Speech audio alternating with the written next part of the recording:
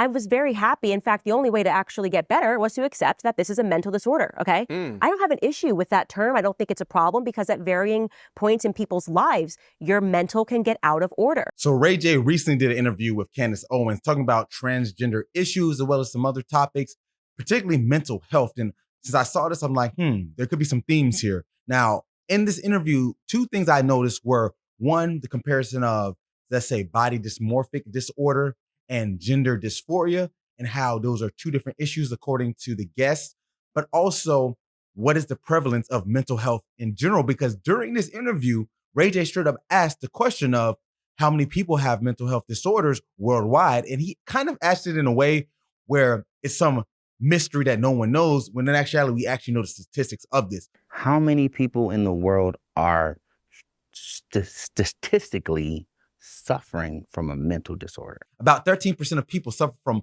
a mental illness clinically, meaning it's at a point where it can be diagnosed as an actual disorder. Now, 13% is not a big number. He said, is it 50? Is it 80?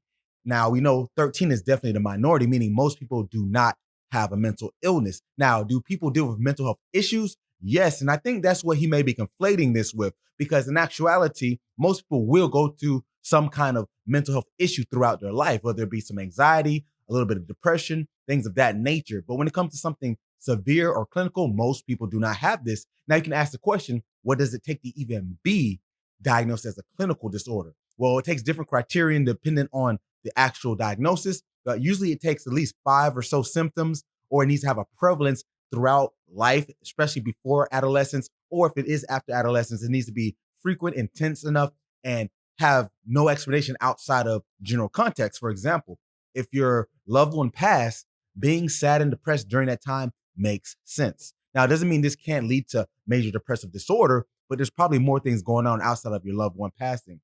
And also, what are you doing in your day-to-day life? How does this affect you? How does it hinder you? So these are things to take into consideration. So when he mentions just mental health as a whole, there's so much to that. And like I said, it's not this mysterious question. We have a lot of research on these topics, and the world has a lot of different variants of how they deal with it, but it's not something like, what do we know about this stuff? So I guess that was kind of like him just being ignorant to the topic. Now, when they mention body dysmorphic disorder and talking about gender dysphoria, the transgender guests that they had, they didn't really want to adhere to that being similar. And no, anorexia is a mental disorder. Being trans is not a mental disorder. So we have to stick to the facts. It is not anorexia, so if someone and believes they're schizophrenia fat is and actually they're skinny, you say you have a mental disorder. I got a good question. But you're saying that you are a male, you believe you're a woman, and that's not a mental disorder. Now, if we were to look at this as from a diagnostic level, they come from different parts of DSM-5, because they mentioned how DSM-5 changed this diagnosis, which they did. I'm just being specific. Trans and anorexia, mental disorder and not mental disorder. The APA, you only have to ask the APA. These are trained psychiatrists. Now, after 2013, when the DSM-5 came out, it changed on from gender identity disorder to gender dysphoria.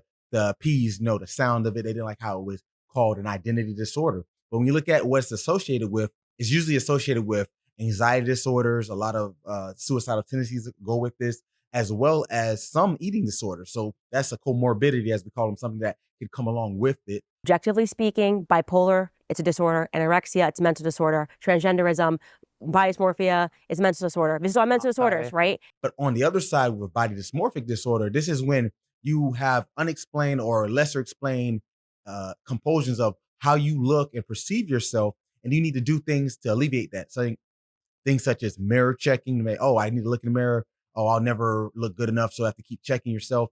Or from the eating disorder side, see where this is going, that you need to get to a certain body weight, and things like anorexia or bulimia can come about. So there is some crossover there, but I guess the end all be all why people try to compare them and why Candace took it down this road is because the identity that you see yourself as is not what you think you are. And I guess there is a lot of similarities there. Let's take it away from the clinical side, and I get her point. And that's why the guests were arguing that that's not the same things, apples and oranges, but you can argue that they're both fruit. Like, I don't like that apples and oranges, because sometimes a fruit is a fruit no matter what kind of flavor it is. So basically, going to the overall point that if someone has gender dysphoria or on the other hand, body dysmorphic disorder, which can be classified as a form of OCD. Like I said, they have this obsession of image and compulsions of how do I alleviate these thoughts of how I look or don't look or how I want to look. You can do things that disfigure yourself that you think looks better, but in actuality, they don't. A lot of people assume that Michael Jackson had this, though I don't believe if he was clinical diagnosed with body dysmorphic disorder. But basically, I get the carryover. So all in all, you can look at this as just some confusion of people who are not really in this realm. So I can see why. But when you go to the actual research and data of the statistical probability of you having a severe clinical disorder, something that's what we classify in this case, not just the episode that you had related to a life traumatic event or something that you're going through, not that, but meaning you on the clinical side where this impedes on your living. This takes a toll on how your normal social interactions go. It has you to go against what you typically would think. This is what we're talking about here. Now, should someone who has transgender identity fall under that is, I guess, the big argument. And that's not what I'm here for. Now, if you want to talk about it in the comments below, let me know your thoughts. Do you think that the transgender issue falls under some kind of clinical disorder? Should it become a part of DSM-5 to that extent again? Or is it something that's a lifestyle? Everyone has their opinions on this. I know it can be very inflamed, but hey, let's talk about it. So thanks guys for tuning in. And as always, get your mind right.